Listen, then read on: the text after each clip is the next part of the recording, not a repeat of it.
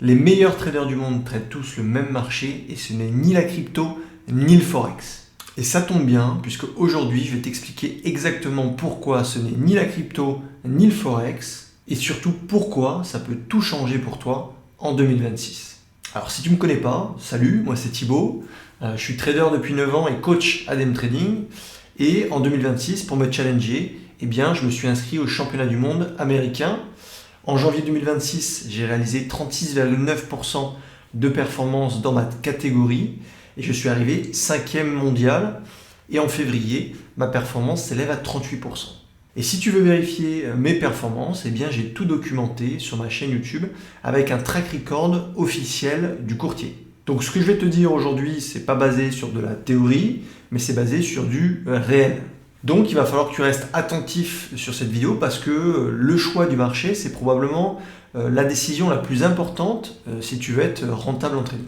Donc pour cette vidéo, prends le temps pour toi, évite les distractions et tu peux même prendre des notes.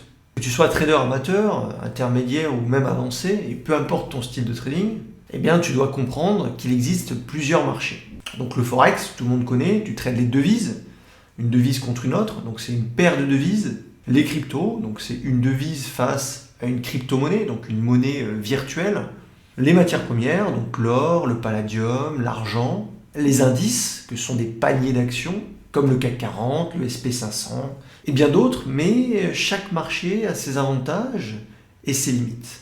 Alors, prenons l'exemple du Forex, c'est souvent le marché sur lequel on débute, c'est d'ailleurs ce que j'ai fait, moi j'ai commencé il y a 9 ans en tradant le Forex, les paires de devises, mais c'est à mon sens, et c'est factuel, le marché le plus difficile à trader.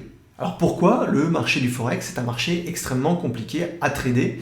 Il faut d'abord comprendre qui sont les acteurs de marché. Quels sont les opérateurs sur le marché du Forex, le marché des changes ?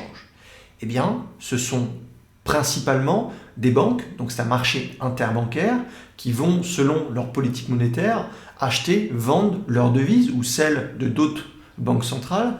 Et puis, vous avez également des entreprises qui vont intervenir. Je prends souvent l'exemple, admettons Total veut créer et investir dans des champs pétroliers en Russie. Elle va devoir échanger des euros en roubles. Et ils ont une salle de marché à Genève. Et ils vont travailler sur des ranges de prix, mais ils ne vont pas se focaliser sur l'analyse technique. Donc, les acteurs de marché qui tradent le Forex ne tradent pas le prix. Ils vont trader la macro, ils vont trader donc les fondamentaux, et ils vont échanger une devise par rapport à une autre dans un range de prix.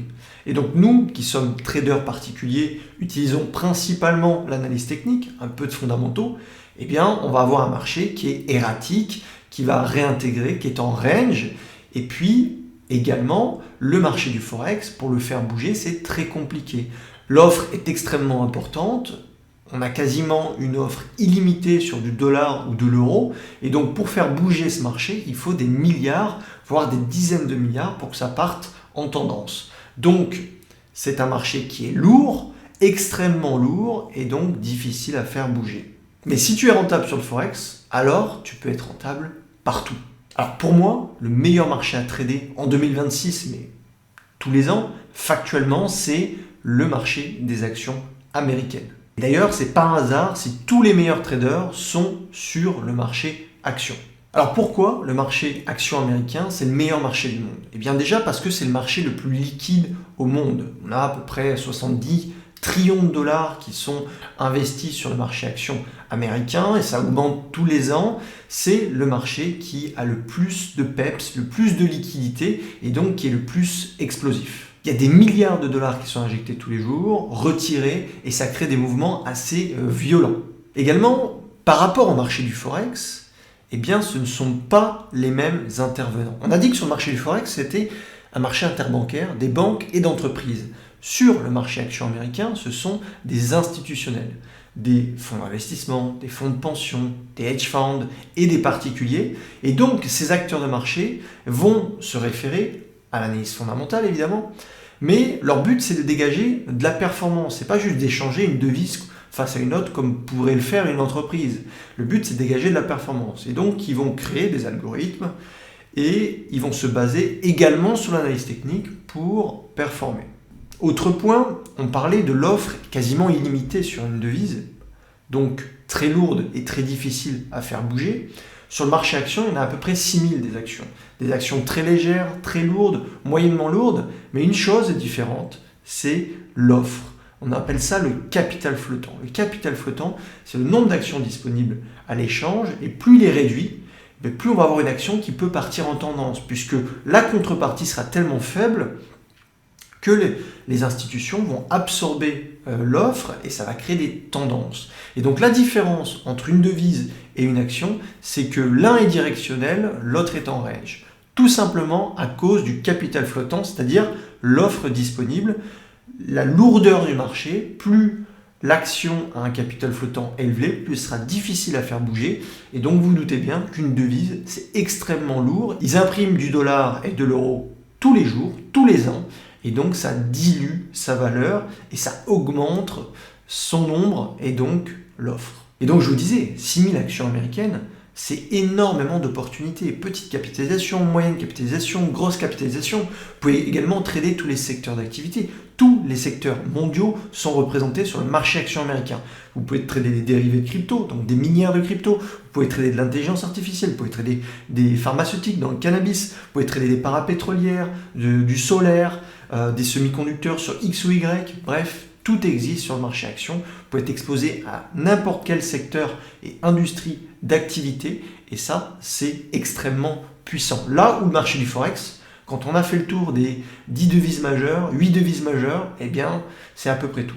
Et donc, comme je vous disais, sur le marché action, on a des intervenants qui sont professionnels, le prix est bien plus lisible, bien plus propre techniquement. Et donc nous, traders particuliers qui tradons essentiellement d'un point de vue technique, eh bien c'est bien plus facile que d'aller sur un marché du Forex où c'est haché en range et ça réintègre régulièrement. Sur le marché du Forex, vous n'avez pas des tendances comme on peut avoir sur le marché action. Sur le marché action, il y a des actions tous les ans qui font 500, 1000% en l'espace de quelques mois. C'est impossible sur le marché du Forex. Alors vous allez me dire, on a du levier qui peut compenser le fait qu'on a une volatilité intrinsèque sur le Forex qui est faible, c'est vrai, mais ça ne compense pas tout. Si vous n'avez pas de direction et de tendance, eh bien, c'est toujours plus compliqué d'aller chercher des écarts, alors que sur le marché des actions, eh bien, vous avez tous les ans des centaines, des dizaines d'actions qui font plus de 100%.